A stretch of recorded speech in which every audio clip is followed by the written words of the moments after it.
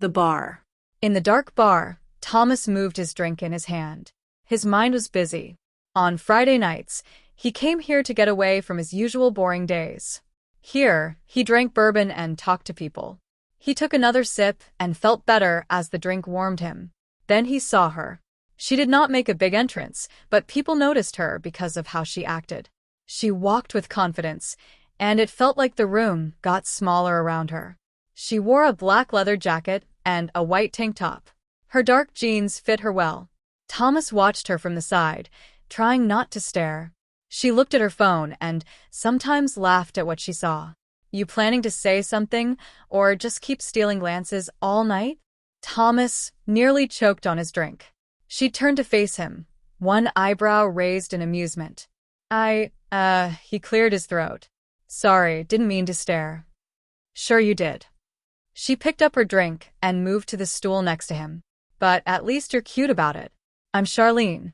Friends call me Charlie. Thomas. He shook her offered hand, noting the firm grip and short, unpainted nails. So, Thomas, Charlie took a long sip of her drink. What's a guy in a wrinkled office shirt doing drinking alone on a Friday night? Celebrating the end of another thrilling week in corporate accounting. He raised his glass in a mock toast. Living the dream. Charlie laughed, a genuine sound that made his chest tighten. Oh, one of those jobs. Let me guess, you've got a corner cubicle, a coffee mug with some motivational quote, and you count down the minutes until 5 o'clock. Corner cubicle is a bit generous, but the rest is disturbingly accurate. Thomas found himself relaxing, drawn to her easy confidence. What about you? Motorcycle mechanic. She flexed her fingers, and he noticed a few small scars and calluses. Own my own shop downtown. Nothing fancy, but it's mine. The warning. They talked for hours, the bar gradually emptying around them. Charlie had a quick wit and strong opinions about everything from vintage bikes to terrible action movies. She gestured wildly when she got excited about something, nearly knocking over her drink twice. I should probably warn you, Charlie said as the bartender announced last call. Before you get any ideas, I'm not exactly your typical dating prospect. Thomas's heart sank slightly. Married? No, nothing like that. She met his eyes directly. I'm a lesbian, Thomas. Have been my whole life. So, if you're looking for some Friday night hookup, you're barking up the wrong tree. The words hit him like cold water, but something in her expression, almost challenging, made him pause. What if I'm not looking for a hookup? Charlie tilted her head. Then what are you looking for? Honestly, I have no idea. Thomas signaled for another round. But I know I don't want this conversation to end. She studied him for a long moment. You're either very confident or very stupid. Probably both. That earned him another laugh. All right, Thomas.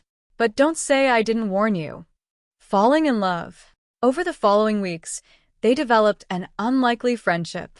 Thomas would stop by Charlie's garage after work, still in his business clothes, watching her work on bikes while they talked. She'd tease him about his pristine appearance, occasionally smearing grease on his sleeve just to watch him flinch. You know you're in love with her, right? His co-worker Janet observed one day, catching him smiling at his phone. That's complicated. Love always is. The more time Thomas spent with Charlie, the harder he fell. She was unlike anyone he'd ever met. Fierce, independent, unafraid to take up space in the world. When she laughed at his jokes, when she remembered small details from their conversations, when she absently touched his arm while making a point, he felt like he could conquer the world. The rooftop talk. This is getting ridiculous, Charlie said one evening, 3 months after they'd met. They sat on the roof of her apartment building, sharing Chinese takeout and watching the sunset paint the sky orange and pink. What is this? She gestured between them with her chopsticks. You following me around like a lost puppy. Don't you have actual dating to do? Women who might actually date you back.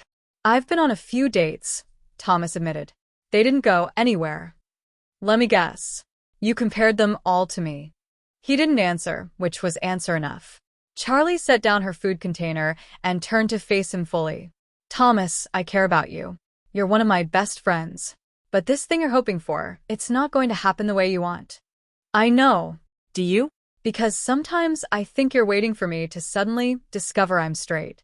That's not, he paused, choosing his words carefully. I don't want you to be someone you're not, Charlie. I just want to be with you, however that looks. You don't know what you're saying. Then explain it to me.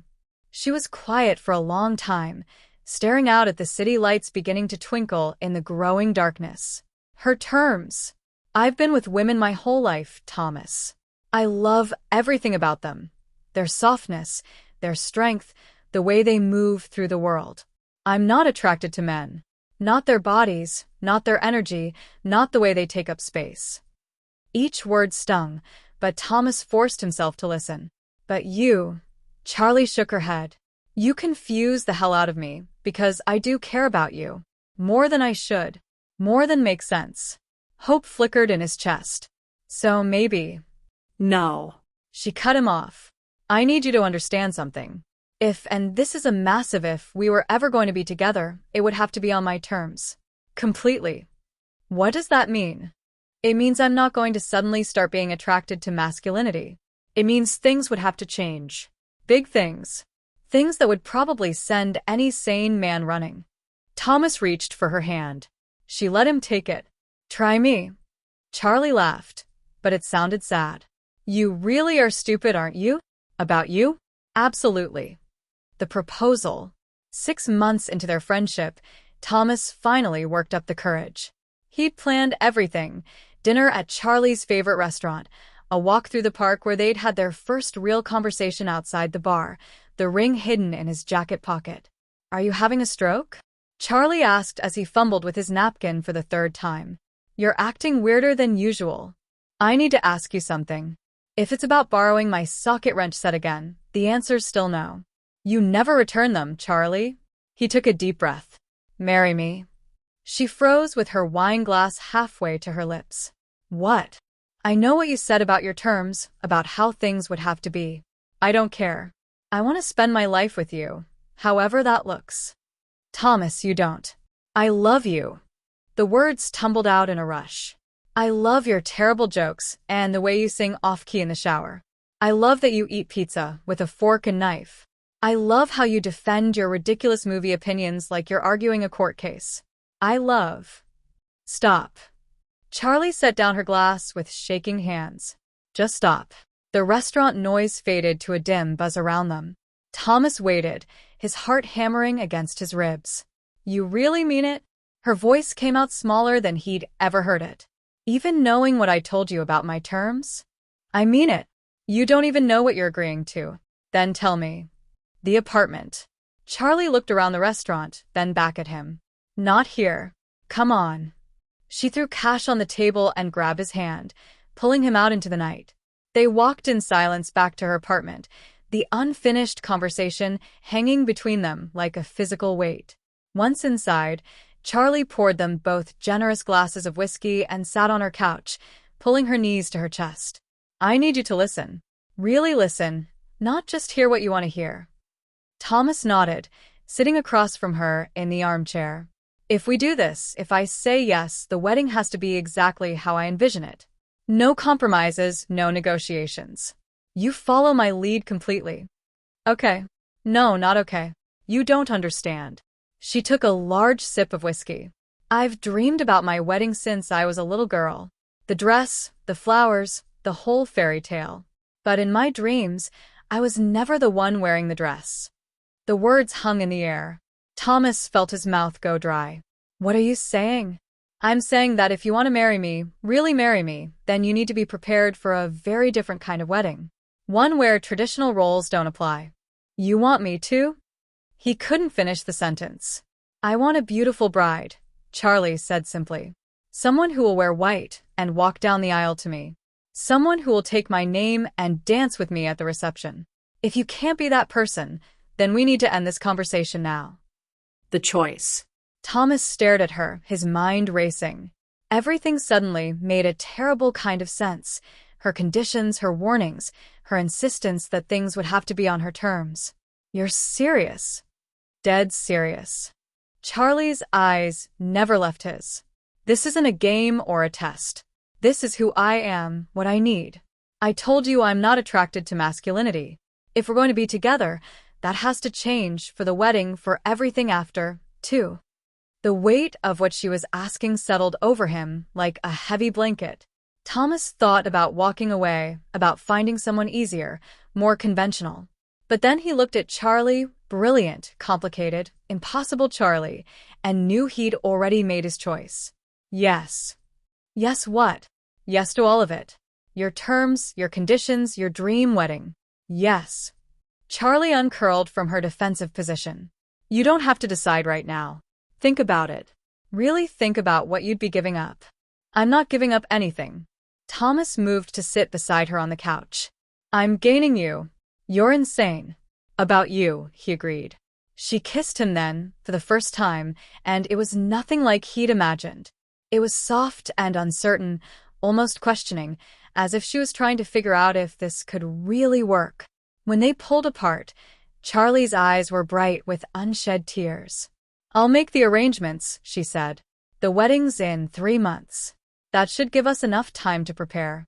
The transformation begins. Thomas didn't fully understand what he'd agreed to until the first appointment. Just trust me, Charlie said, leading him into an upscale salon. The place smelled like expensive perfume and hair products, all white marble and soft lighting. A woman with perfectly styled dark hair greeted them. You must be Charlie's fiancée. I'm Rebecca. I'll be handling your transformation. Transformation. Thomas echoed. Didn't Charlie explain? We need to start now if we're going to be ready for the wedding.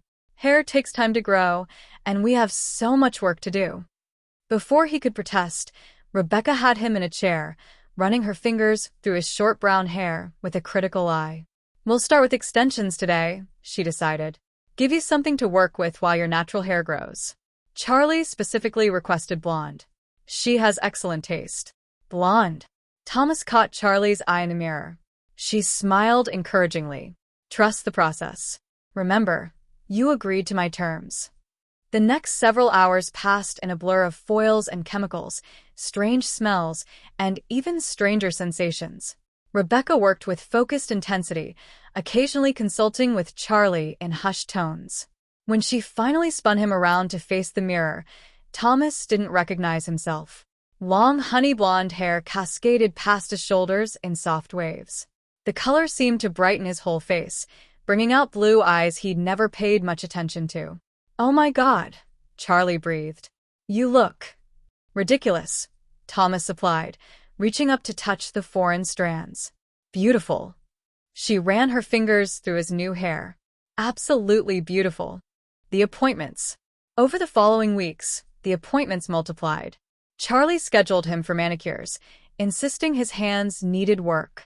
Construction workers have better nails than you, she teased, watching as the technician shaped and buffed. How do you even function with these ragged things? They're just nails, Charlie. Nothing is just anything when it comes to our wedding. The nail technician suggested a clear coat of strengthener. Just to help them grow, she explained. Though a nice pink would look lovely with your skin tone. Charlie's eyes lit up. Yes, do that. Charlie, trust me. Thomas watched, mesmerized despite himself, as the technician painted each nail with careful strokes. The color was subtle, barely there, but undeniably feminine. When she finished, his hands looked delicate, refined. Beautiful, Charlie murmured, lifting his hand to examine the work. Absolutely perfect. Eyebrows and heels. The eyebrow appointment was harder to stomach. This might hurt a bit, the esthetician warned, wielding tweezers like a weapon. A bit turned out to be a massive understatement. Thomas gripped the chair arms, eyes watering as she plucked and shaped with ruthless efficiency. Men always complain the most, she said conversationally. But you're doing better than most. Charlie must have prepared you. She mentioned something about minor adjustments. Thomas ground out between plucks. The woman laughed. Honey, there's nothing minor about what we're doing here. But trust me, the results will be worth it. When he finally escaped the chair, his entire forehead throbbed. But looking in the mirror, he had to admit the difference was striking. His eyes looked larger, more defined. The harsh angles of his face had softened somehow. You're taking this really well, Charlie said as they left the salon. I expected more resistance. Would it matter if I resisted? Of course it would. She stopped walking, turning to face him. Thomas, if this is too much, if you want to back out. I don't.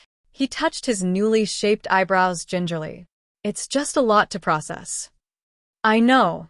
Charlie reached up to tuck a strand of blonde hair behind his ear. But you look incredible. As the wedding approached, the preparations intensified. Charlie had him trying on shoes, teaching him to walk in progressively higher heels.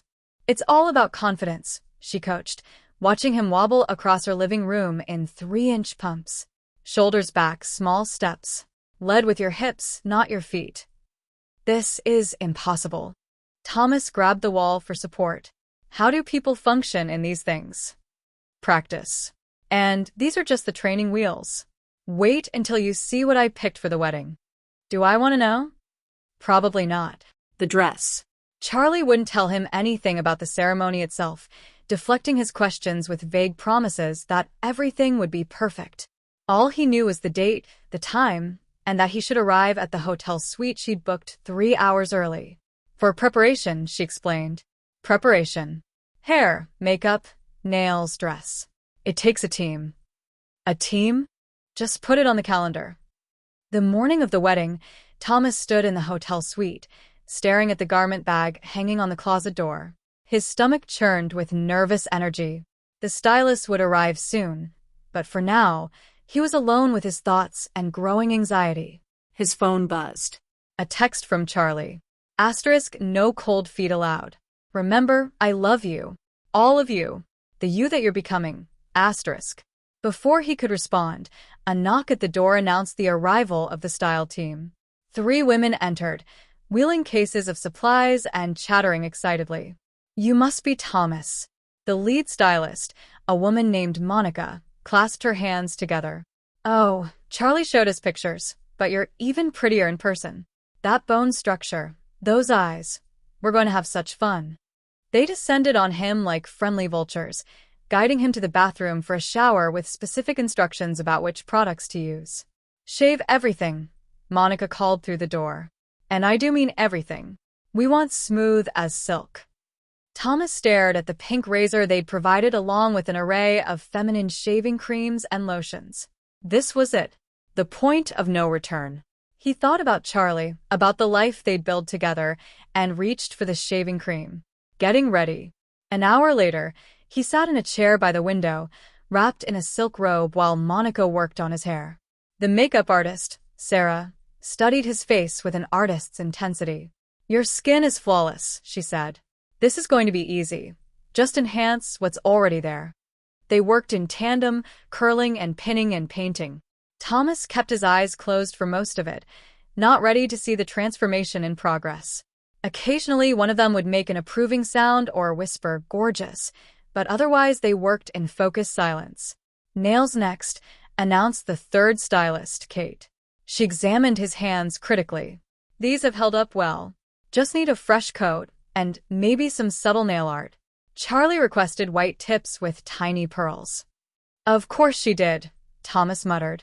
What was that? Nothing. Go ahead.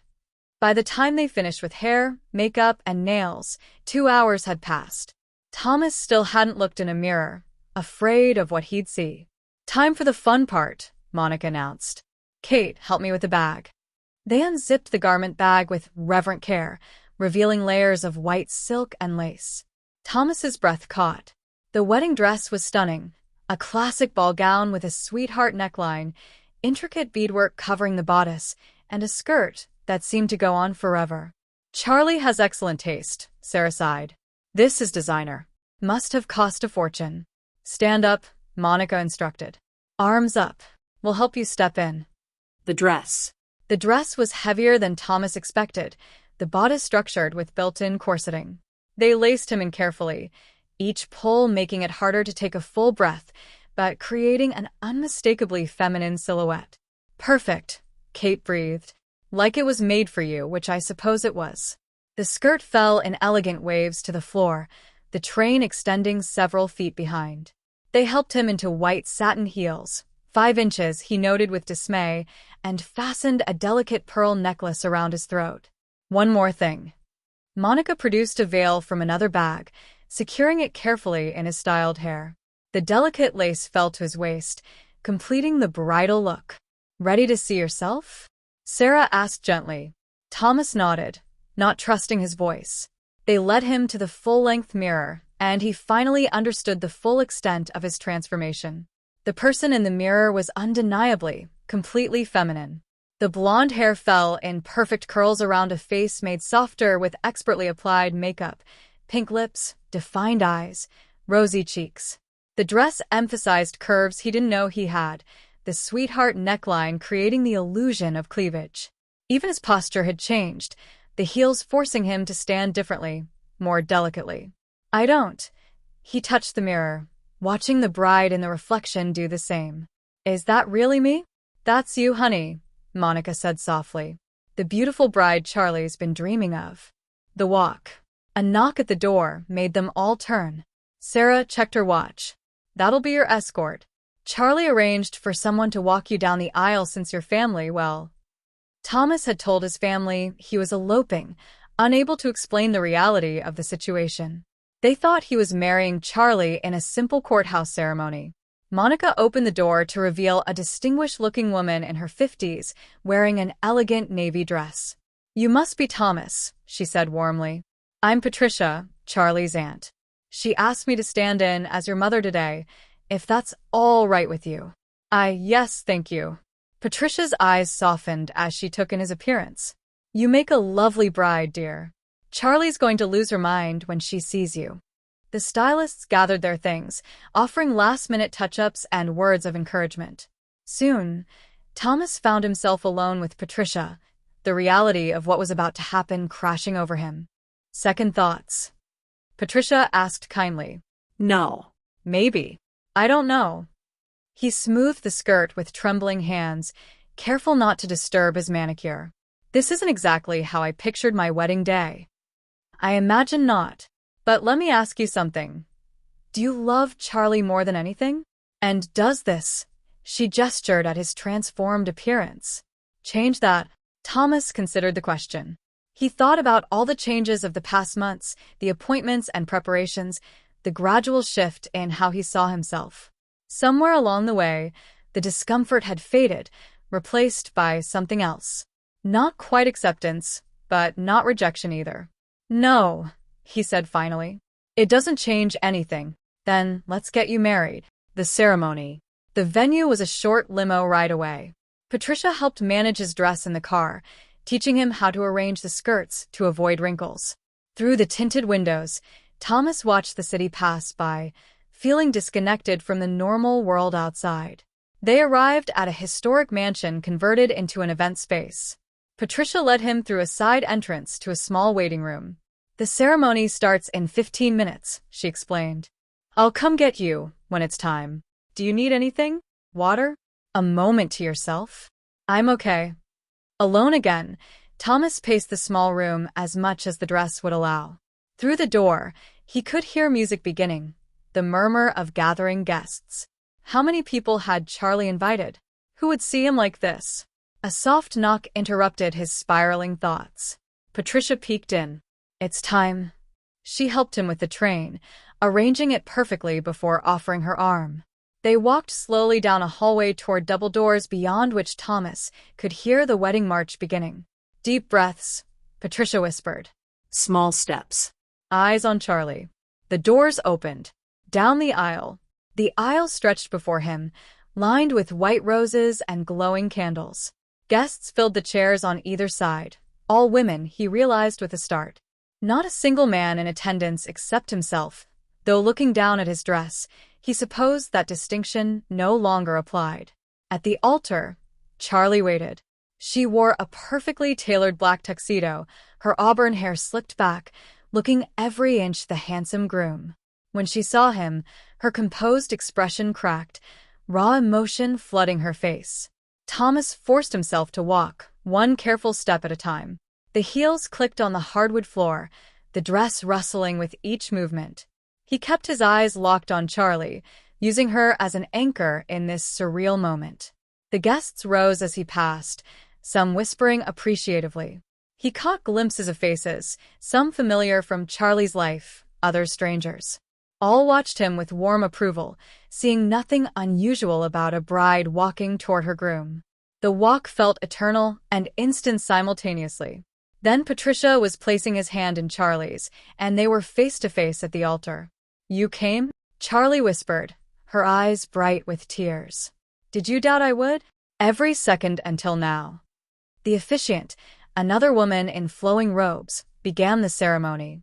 Thomas heard the words as if from underwater, too focused on Charlie's face to process meaning. They exchanged traditional vows, though the pronouns felt strange in his mouth. "I, Thomas, take you, Charlie, to be my wife." Charlie slipped a delicate diamond band onto his finger next to the engagement ring she'd given him weeks ago. His hands looked alien with the jewelry, the pink nails, the smooth skin. "You may kiss the bride," the officiant announced. Charlie lifted his veil with careful hands, her touch reverent. The kiss was different from their first, confident, claiming a promise of things to come. The guests erupted in applause. "Ladies and gentlemen," the officiant called out, "I present to you Mrs. and Mrs. Charlie Martinez." Thomas blinked. He'd taken her name. Of course he had. The bride always took the groom's name. The reception. Charlie led him back down the aisle, her hand firm on his waist, helping him navigate the dress and heels. The recessional music swelled as guests showered them with rose petals. In the limo to the reception, Charlie couldn't stop staring. "Say something," Thomas begged. "You're making me nervous." "You're perfect." She ran her fingers through his curled hair, careful not to disturb the style. "Everything I dreamed and more." "How do you feel?" "Like I'm in someone else's life." "But not in a bad way." Thomas considered. The corset made it hard to breathe deeply. The heels already hurt his feet, and he could feel the makeup on his skin like a mask. But Charlie looked at him like he'd hung the moon, and that made everything else fade into background noise. "Not in a bad way," he agreed. The reception continued the surreal theme. Charlie led him onto the dance floor for their first dance, leading him through a waltz while he struggled to manage the dress. The guests, still all women, he noted, watched with fond smiles. During the toasts, Charlie's friends shared stories about her past relationships, her string of femme-girlfriends, how they'd all been waiting for her to find the one. And then she met Thomas, her best friend Maya said, raising her champagne glass. "We were skeptical at first, but seeing them today, seeing the lengths Thomas went to make Charlie's dreams come true, well, it's clear they're perfect for each other." No regrets. Thomas sat beside Charlie at the head table, hyper-aware of every feminine gesture he'd unconsciously adopted. The way he kept his knees together under the massive skirt. How he dabbed at his lips with his napkin to preserve the lipstick. The delicate way he held his champagne flute. No regrets. Charlie asked during a quiet moment between courses. "Ask me tomorrow, when I'm not wearing a corset." She laughed, kissing his temple. "Fair enough. But I meant what I said in my vows. This isn't just for today. You know that, right?" Thomas looked down at his manicured hands, the wedding rings, the white silk spilling around him. Somewhere in the last 3 months, between the salon appointments and heel-walking lessons, he'd stopped thinking of this as temporary. The thought of going back to suits and short hair felt wrong now, like trying to force himself into clothes that no longer fit. "I know," he said softly. "I'm not going back. I couldn't even if I wanted to." "And, do you want to?" He met her eyes, seeing his reflection in them. Feminine, beautiful, hers. "No. "I don't want to go back." Charlie's smile could have powered the entire city. "Good, because I have a whole wardrobe picked out for our honeymoon. Lots of sundresses and bikinis." "Of course you do." The new name. As the night wore on, Thomas found himself relaxing into his new role. The guests treated him simply as Charlie's bride, including him in conversations about makeup brands and relationship advice. No one questioned his presence or his presentation. During the bouquet toss, Charlie's unmarried friends pushed him to the front. "You don't count," he protested. "I already got married today." "Tradition is tradition," Maya insisted. "Besides, you're the only one in white." He caught the bouquet Charlie had aimed directly at him, and the women cheered. Later, as the reception wound down, Thomas escaped to the bridal suite Charlie had booked in the venue. His feet screamed for relief, and the corset had become unbearable. He was struggling with the laces when Charlie found him. "Need help?" Desperately.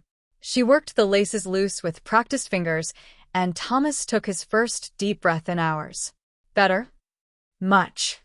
He sat on the bed, still in the dress, but able to breathe. "This is a lot of work, being a bride." "Worth it, though." Charlie sat beside him, still devastatingly handsome in her tux. "For you, always." They sat in comfortable silence, the noise of the reception fading below them. Thomas caught sight of himself in the mirror across the room. Makeup slightly smudged, hair beginning to escape its pins, but still undeniably feminine. The future. "What happens tomorrow?" he asked. "When we leave here?" "We go on our honeymoon. You wear the clothes I bought you. We be ourselves. And when we get back?" My job. "My life. We'll figure it out." Charlie took his hand, tracing the wedding rings. People reinvent themselves all the time. Maybe it's time for a career change anyway. My shop could use a bookkeeper, someone to handle the business side while I focus on the bikes. "You've thought about this." "I've thought about everything. I told you, Thomas, or should I find you a new name? This was never just about the wedding. This is about our life together." Thomas considered it. His old life felt distant already, like something he'd watched in a movie rather than lived himself. The thought of Monday morning meetings and corporate small talk seemed impossible now. "Tamara," he said suddenly. "If I need a new name, Tamara. Close enough to remember. Different enough to be me. Tamara Martinez." Charlie tried it out. "I like it. It suits you." A knock at the door interrupted them. Maya poked her head in. "Sorry to interrupt, but the photographer wants a few more shots before everyone leaves." "The heels," Tamara groaned. "Beauty is pain, babe," Charlie said, helping him stand. "Just a few more hours." Goodbye. They returned to the reception for final photos and goodbyes. The guests hugged Tamara like an old friend, welcoming her into their community with warm acceptance. "You make such a beautiful couple," Patricia said, kissing both their cheeks. "I'm so happy Charlie found you." As the last guest departed and the venue staff began cleanup, Charlie and Tamara stood in the empty reception hall. The fairy lights still twinkled overhead, casting everything in a soft glow. "We did it," Tamara said, still half disbelieving. "We did." Charlie spun her slowly, the wedding dress swirling around them. "How does it feel, being Mrs. Martinez?" "Strange." New. But Tamara searched for the right words. Right. "It feels right." "Good, because I plan to keep you for a very long time." Thanks for watching.